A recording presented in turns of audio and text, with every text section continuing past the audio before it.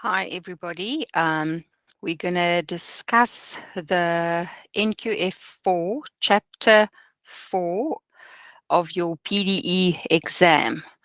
I'm going to share my screen with you. I'm going to switch my camera off and share my screen with you. So let's do this because it's very important that you go through with me and have your file ready. That we can go through the work together. Okay, I'm gonna share my entire screen. There we go. And you should be able to see what I'm seeing now.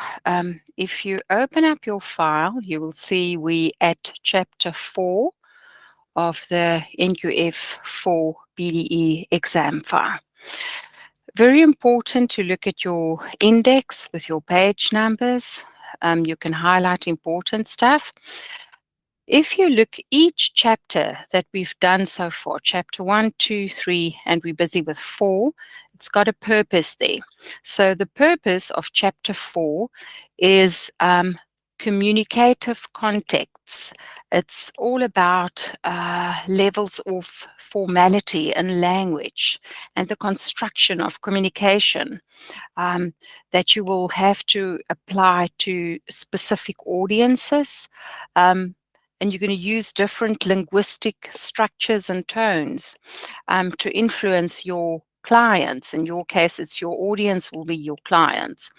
It should be appropriate for all social, cultural contexts, environments in the workplace. And then your outcome, you will communicate towards a specific audience and purpose, and that will be your clients.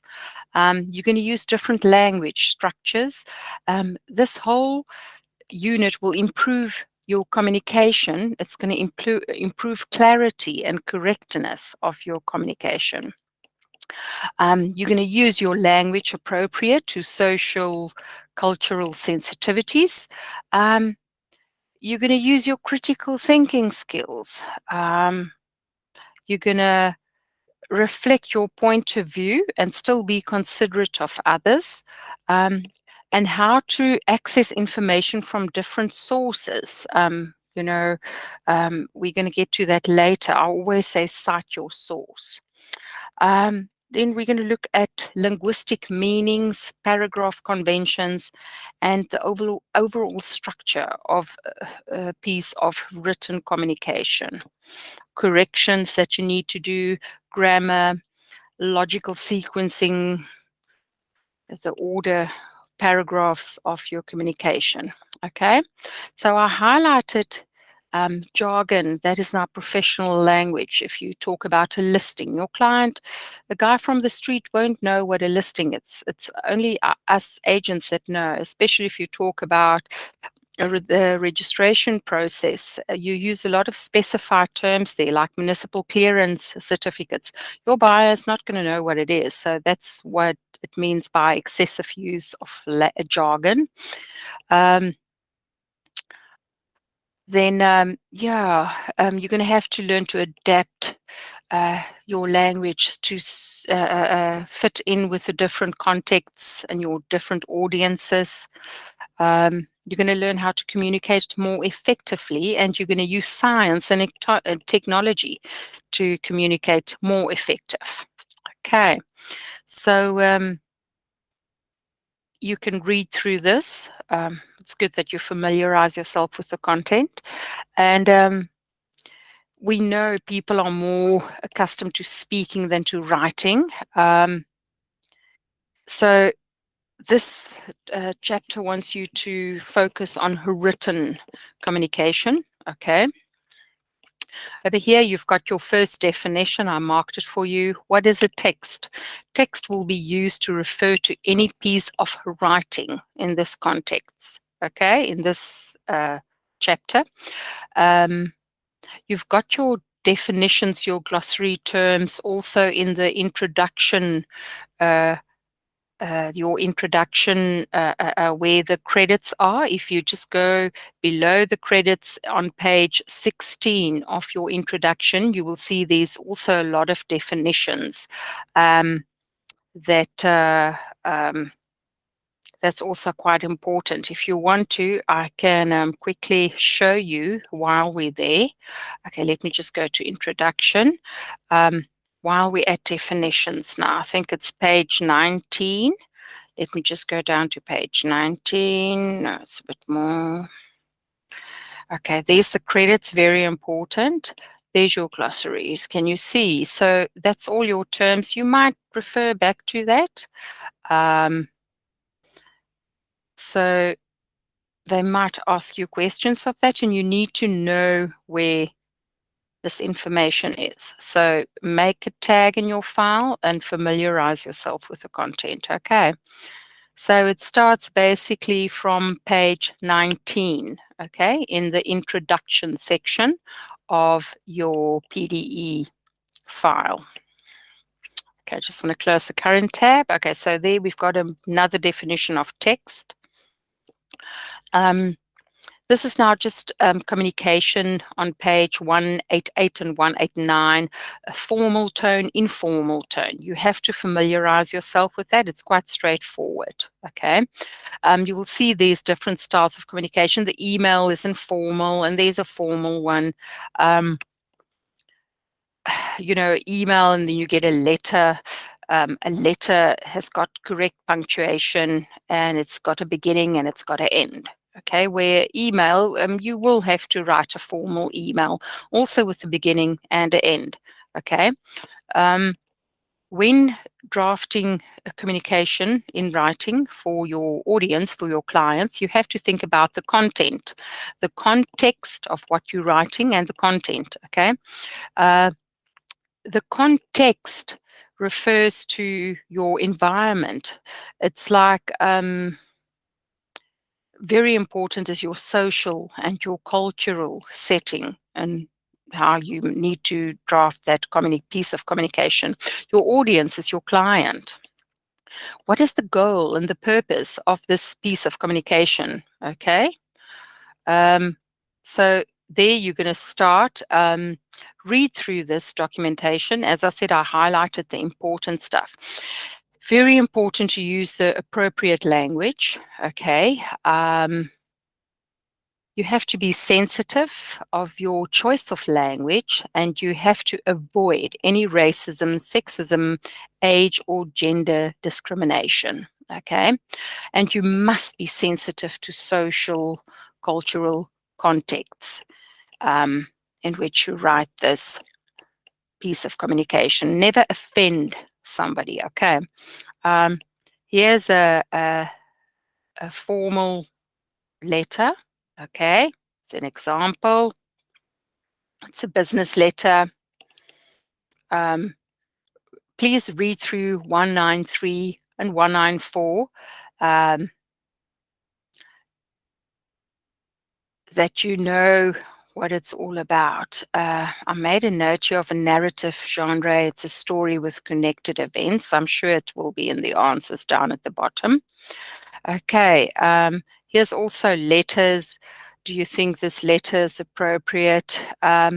This is a very informal letter because you can't start to say, listen, unless it's one of your friends. You can't say to one of your clients, listen, so it's not appropriate. You know, you always start an email with, or a communication with, you hope your audience as well, your client as well, and then go over to the purpose of the email, put a bit of context in there, and then end your email with a resolution or the way forward, etc., etc.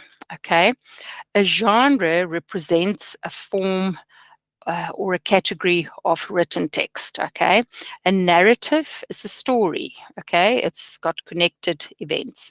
Then you get fiction and non-fiction.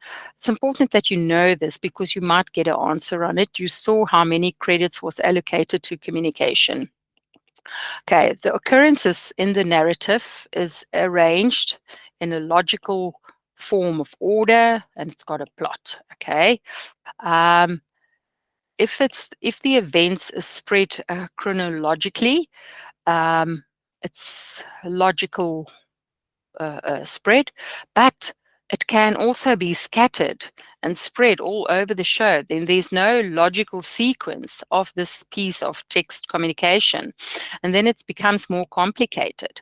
So I think when you do a professional written communication to your clients, always look that you order the content of your communication in a logical order. It will just make it more better understandable.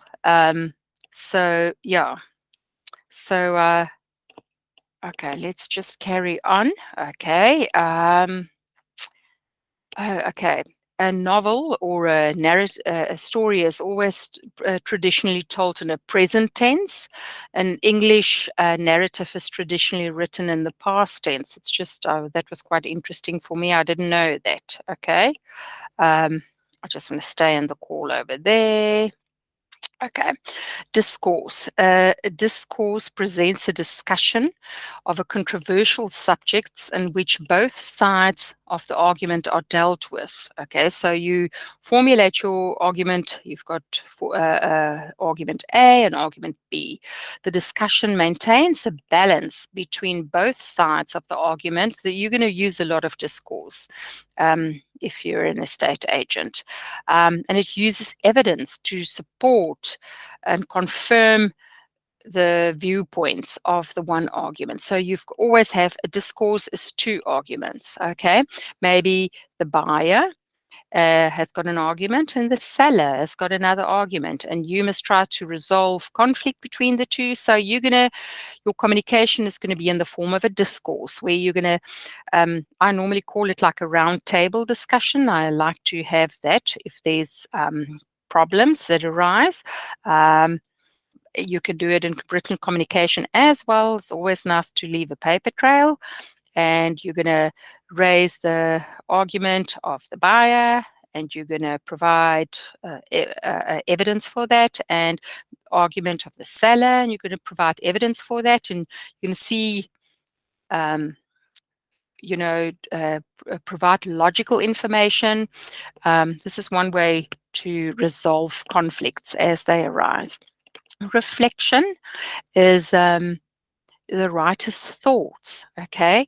Retrospective look of an event, of a process or an experience. A reflection is not just mere expression of an opinion.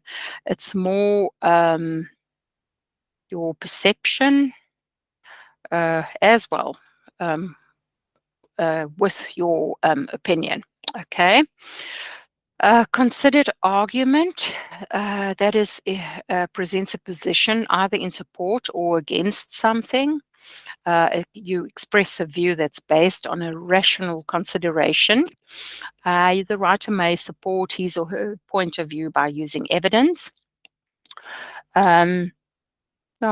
Maybe in a way of research that was conducted. Description, that is normally in the present tense, and writers will always often use figurative language, comparisons, metaphors, or imaginary. So that's a description of your content. Explanation. This is good. You have to know the content of this, the definitions, okay? Explanation in this context now. Explanation is how something works. It can be an object, a process. You can provide your buyers with an explanation how the registration process works. And the goal of the text is literally to explain to your audience how something works or the process works, okay? Transactional, it's functional, it's a business purpose, it's formal, business letters, advertisements, electronic texts, and multimedia presentations, okay? That you will focus more on that, okay? Even if it's like a electronic text, like a WhatsApp or an email, or a SMS message, you will always have a professional tone, okay? If you look at your activity 1.2, I already provided you with the answers there. A novel set in Malaysia, it's a narrative text written by qualified medical personnel with the argument if they must have mercy deaths, should it be permitted or not. That's a discourse because you've got one argument and then the other argument. They're going to ask you this. Genetic modification of food, as this will be beneficial for all. That's argumentative. A brochure describing the holiday resort in Maldives, it's a descriptive. Entry in a diary reflecting the death of a beloved friend, that's reflective. A pamphlet providing directions, it's explanatory. And a letter addressed to the principal estate agent applying for appointment, that's a transactional. It's a professional email, okay? That's page 198.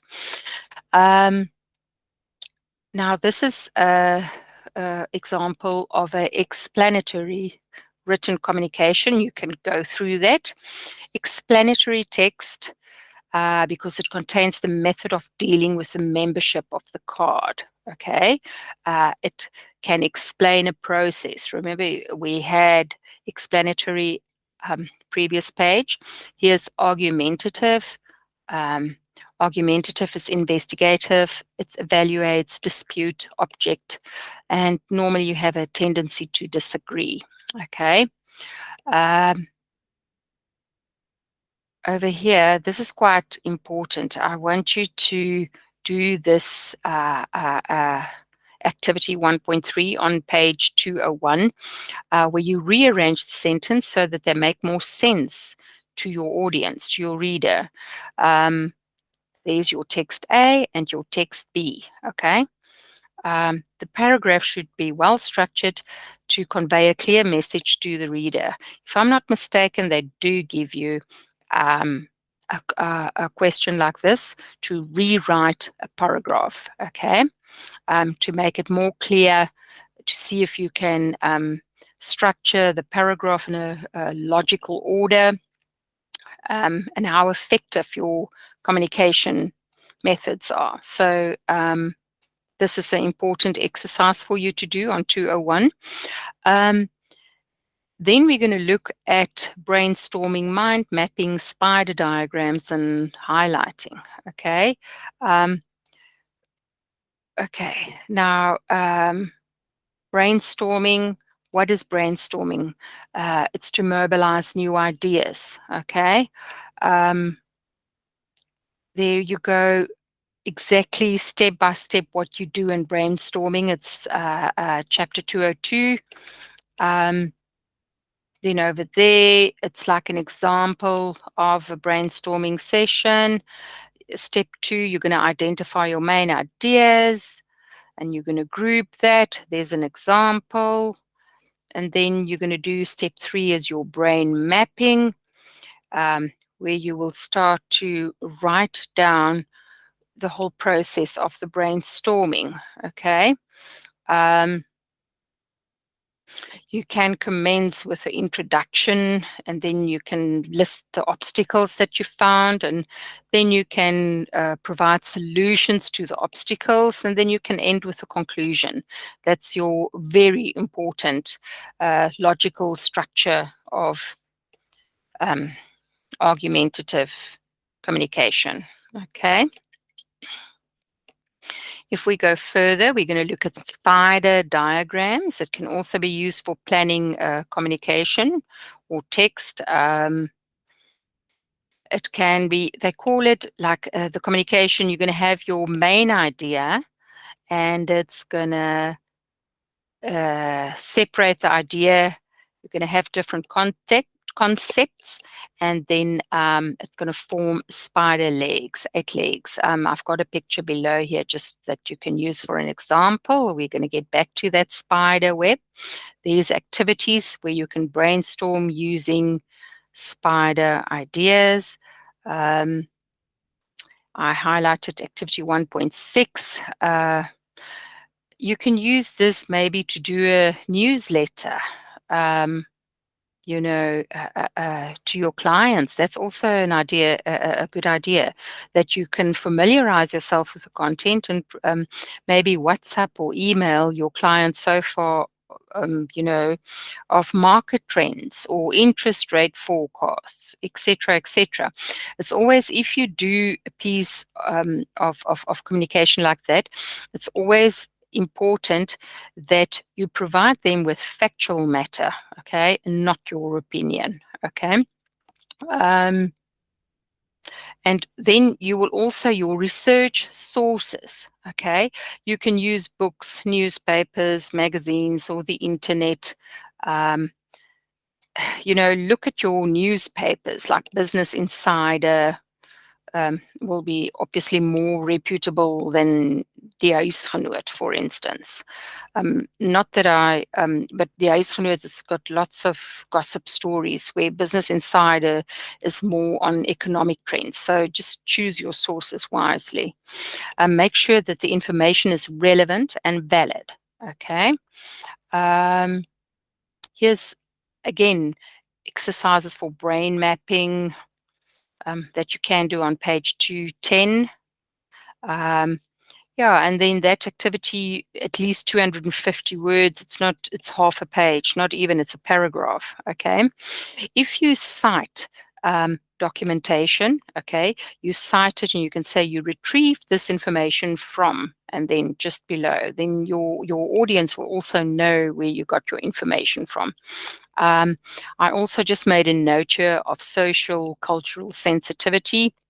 It's the ability to recognize and respect cultural differences and diversity in society, awareness of how these differences can impact beliefs, values, and behaviors, understanding the social and cultural factors that shape individual experience and attitudes.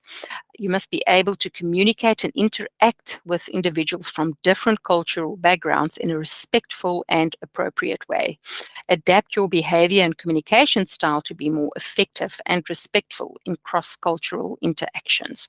So that's quite a mouthful. If they ask you what is social cultural sensitivity on page 211. Okay. Then we have self-assessment questions. Okay. What is meant by target audience? There, I provide you with the answer. I highlighted it. Context in this setting, narrative genre. Sorry, that was that note on top there. It's here at the bottom. Different types of genres. Okay. Fundamental starting point of argument. The spider diagram, I said definition is on page 207, but if you look at page 222, I just want to go down there. Oh, there you're going to see a clear, there we go. There's your spider diagram. So you've got your spider, this is communication, and then you link the different sections as legs, and that is basically your spider diagram. I just want to go up that we can continue where we stopped. Okay. What is meant by reality? It's individual perception, interpretation of the world around you. It can be shaped by experiences, beliefs, and cultural background.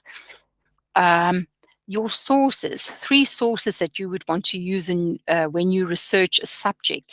Industry publications, maybe the PPRA on their website, government sources like Stats SA, and academical journals. You can even go, newspapers is also fine, Business Insider, Times, but just make sure that it's a reputable source.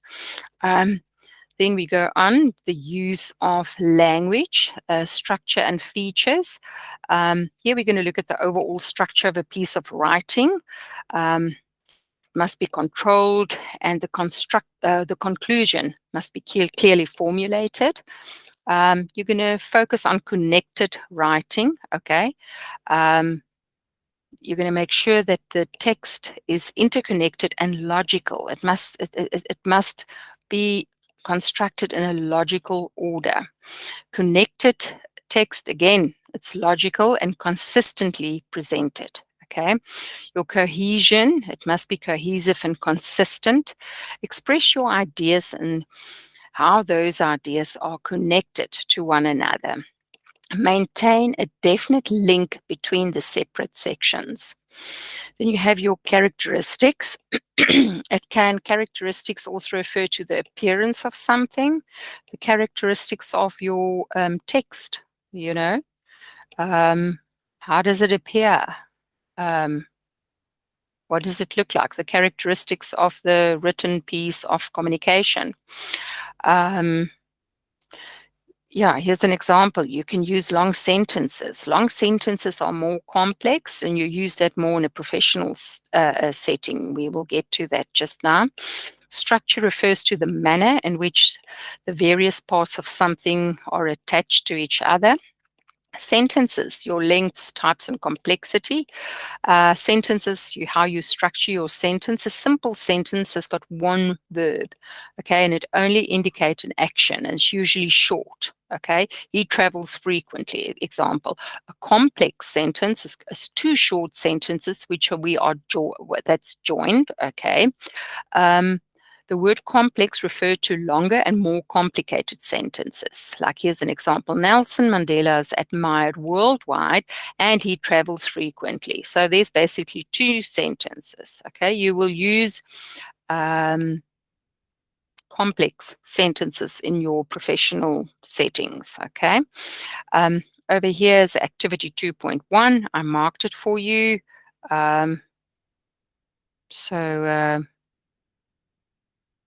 Just review. You will look at more complicated sentences. If you are writing for a better educated audience, it will be expected of you to use a more complicated tone, more complicated sentences. Longer sentences without losing the cohesiveness of that. Activity 2.2 will also, 2.3, I think it's important that you do these activities. Okay, now after these activities, you should have an understanding of how sentences differ in length and complexity. The length of your sentence will be determined by your goal, context, and your audience. If you do not know who your audience is, it's best to keep the sentences short, okay, that it's clear and understandable. If you have an educated audience, you might use longer and more complicated sentences. This is important to know. You might get an answer on that. The text must remain coherent while the sentences must be cohesive to form logically, connect logically with each other. Again, activity 2.4 with different sentences and different lengths. Exercise. Paragraphs. We all know what a paragraph is. It starts on a new line, contains a clearly separable or distinguishable thought or words of a speaker. Paragraphs are used to indicate a logical development in the text. They're also used to indicate contrasts or cause and effect. There's an activity for you, and note where every paragraph begins. You can highlight it, mark it. Okay. This is important. How can you ensure that paragraphs are logically developed and that they are consistent and cohesive? In the following example, you will investigate ways in which paragraphs can be logically arranged. In doing so, you will again make use of spider diagrams, okay? So please do this spider diagram. It will help you with the logical order of your paragraph. There we go. Then you will see the logical order for your paragraph. Okay, there we go. And you can also use paragraphs to emphasize the contrasting ideas. Look at the following example. There's an example for you.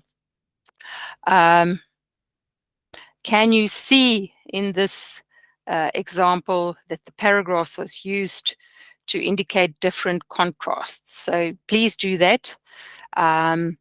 Again, activity 2.7, you must write a text that will show that you can write logically and coherently, and also that your paragraphs connect to one another so as to form a single unit.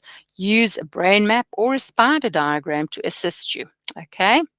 So they might ask you in the exam, how will you ensure, what draft or planning will you do to ensure that your paragraph is logically and coherently uh, uh, formed, okay, and connected. And then you can say, oh, okay, brainstorming or a spider diagram. Okay, so that's quite important. Okay, longer text, introduction and conclusion. Read the text. That's an example of complex sentences. Another one. Okay, here's examples for you. The following activity flows from the above examples. There's an activity that you need to do. Choose an appropriate heading, write an introductory paragraph, and write a conclusion. Okay, so they give you that. Read through that, familiarize yourself with the content. Self-assessment questions. Now, the self-assessment questions is really important. A lot of your questions actually comes from the self-assessment questions. So I would really focus on them and try to answer them as thorough as possible. Okay. What is meant by structure and characteristics of grammar? It plays a crucial role in shaping how language is used and understood. By understanding the rules and principles of grammar, you can communicate effectively and convey meaning with precision and clarity. Okay. Cohesion of text refers to the way the different parts of a text, sorry, spelling mistake there, different parts of the text are linked and connected to create a unified and coherent whole. Effective cohesion is important to ensure the text is easy to understand and flows logically. Okay. A simple sentence is a grammatical structure that consists of a single independent clause. It contains a subject and one verb. Okay. I went to the store. Okay. And express a complete thought. I went to the store. It can stand alone. It does not require additional clauses to make sense. A complex sentence, okay, page 215, it's convey a more nuanced ideas and relationships between ideas. It's used in academical, technical, and formal communication. Contains one independent clause and one more dependent clause. And one or more dependent clauses. Always remember now, if you don't know who your audience is, you're going to use simple sentences, okay?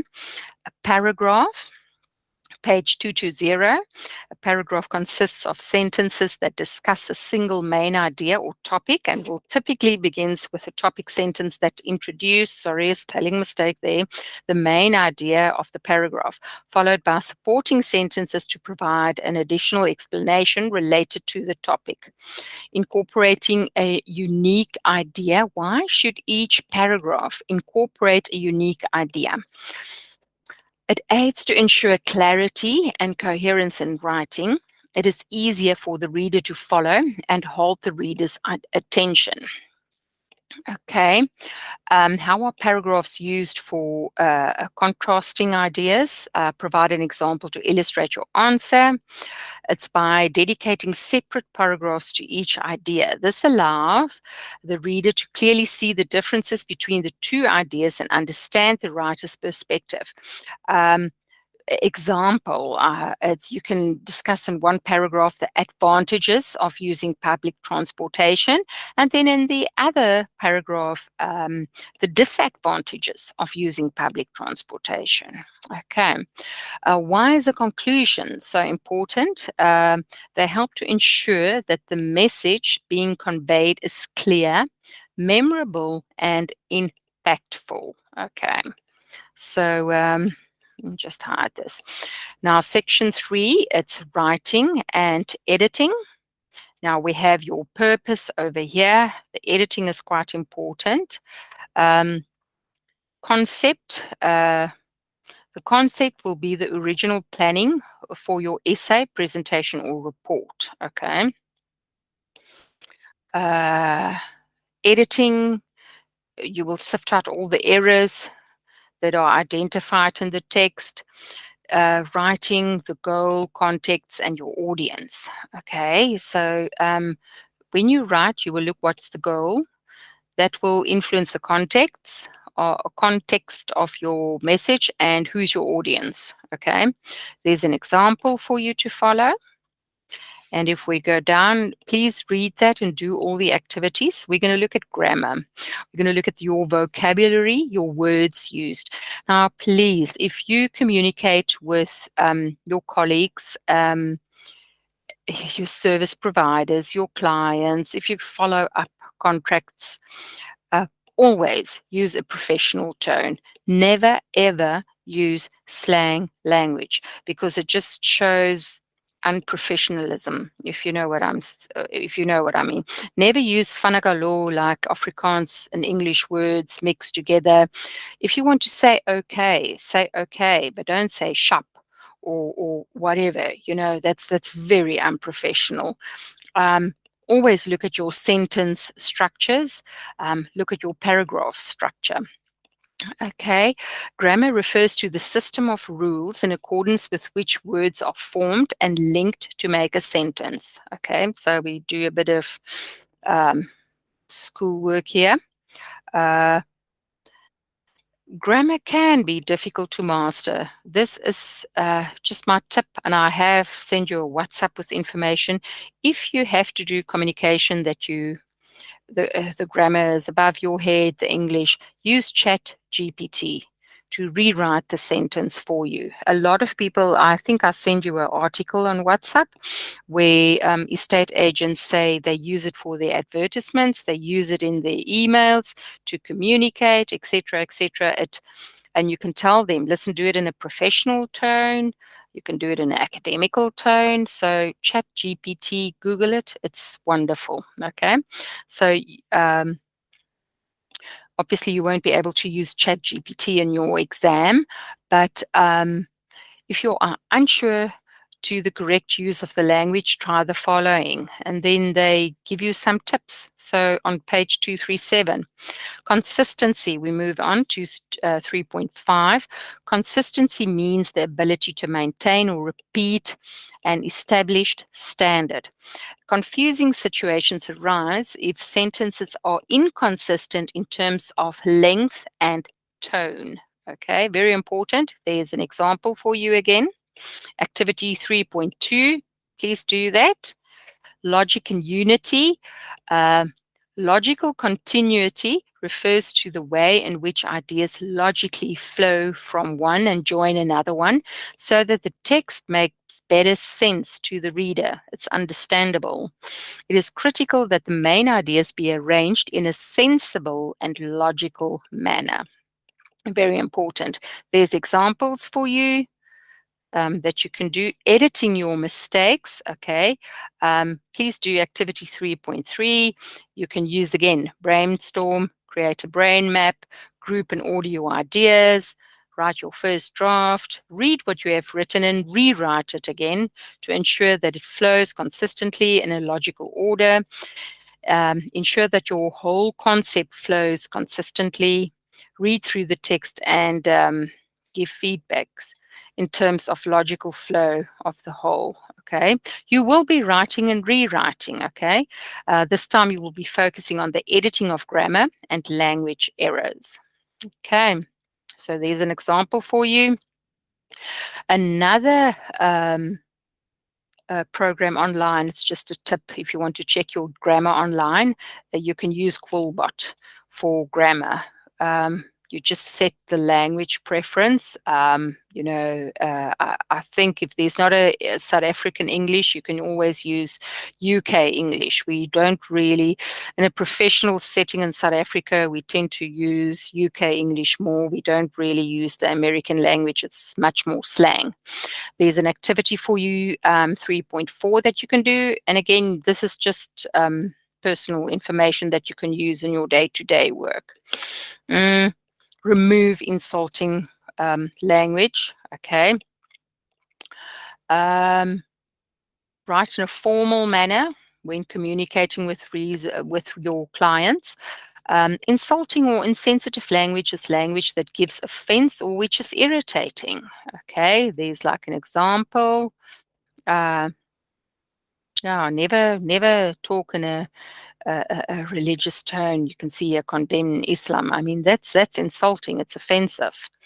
If you have Muslims, that's offensive to Muslims. We never discuss religion in our professional environments. Okay. Activity 3.4. Please do that. Examine extracts from various texts and understand why the language is used as it's insulting. I mean, hello, yes, it's quite clear, very clear. So I just marked it for you, but yeah, it's insulting. Yeah. Written text should avoid any terminology or stereotyping that might be offensive. Language should not be racist, sexist, ageist, and I did say it previously, refers to sexual orientation or ethnicity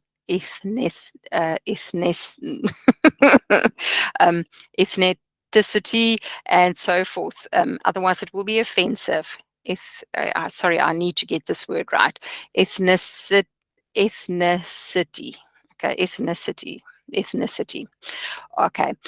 Obfuscation refers to something that is written in such a difficult manner that it completely confuse or misinterpret the meaning of the text. Okay.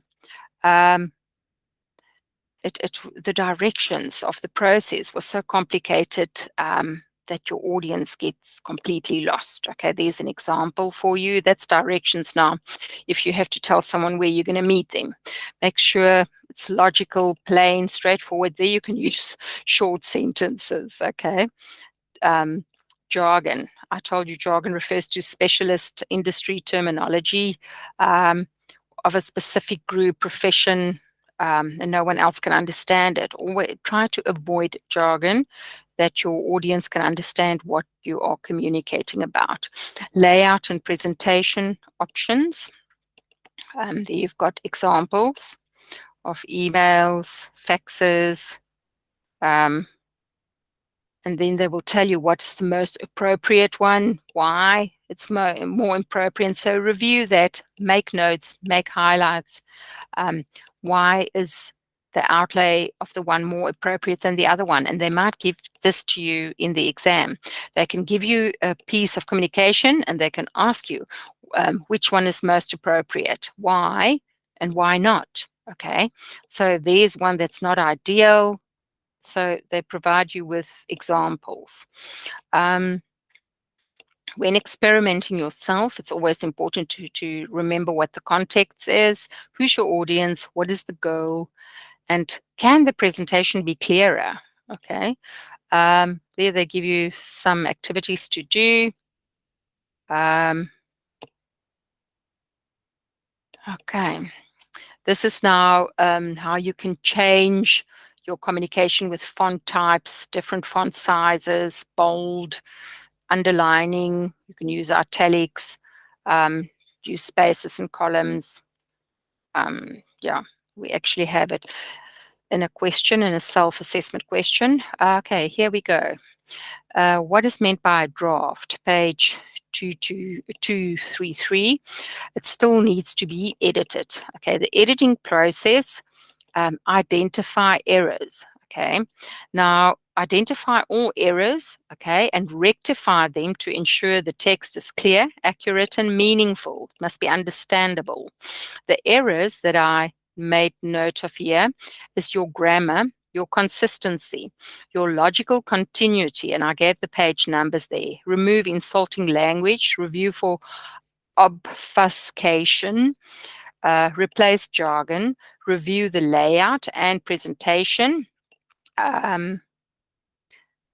Okay, now we're going to look at, is the consistent text?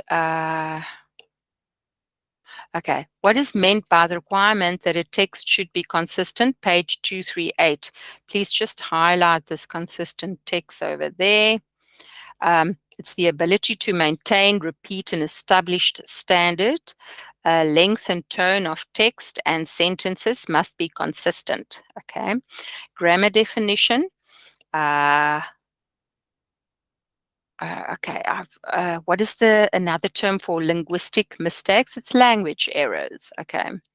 I just want to see that where did we get the grammar, definition of grammar, 236, systems and rules to form words and link them to make sentences. Logical continuity, okay, page 240. And also, I also provide you with the answer, refers to the way in which ideas logically flow and join another in order to make better sense to the reading or content of the data so that your reader can understand, okay? Why is the overuse of specialist terminology, that's jargon, okay, inappropriate? And it's on page 248. It's inappropriate. The reader can't understand the content if he or she is not familiar with the terms. Then what is meant by insulting language? It's page 244. Insulting language give offense or it's irritating, okay? And it insults, yeah, it gives offense. Just highlight that insulting language as well. And then your tone, what is meant by register when referring to written text? It's register, it means tone, okay? The way, the tone, the written text is the way grammar, words, and expressions are selected for written text to make it appropriate for its intended context. Okay, now that was basically a mouthful. Yeah, you can go through the document. I'm going to close the screen. I want to go back and I can just start my camera again. Okay, I want to stop my screen sharing. Sorry, stop presenting. Okay. So if you want the PDF document of chapter 4, please send me an email and I can forward you my document where I made my highlights and I made my notes. If you have any questions, as I said, please WhatsApp me, you can email me. I will be glad to assist. It's very important that you do the assessment questions, the exercises that they provide you, because you will get questions. On the communication section, you can add it all up on page 16 of your introduction section. The credits allocated to communication is quite a lot. I think it will be more than 20 credits if you add it all up. So you have to have a very good overview of all the communication chapters. Okay, so that's all from me now. You must have a lovely day further. I'm going to stop recording now. Stop.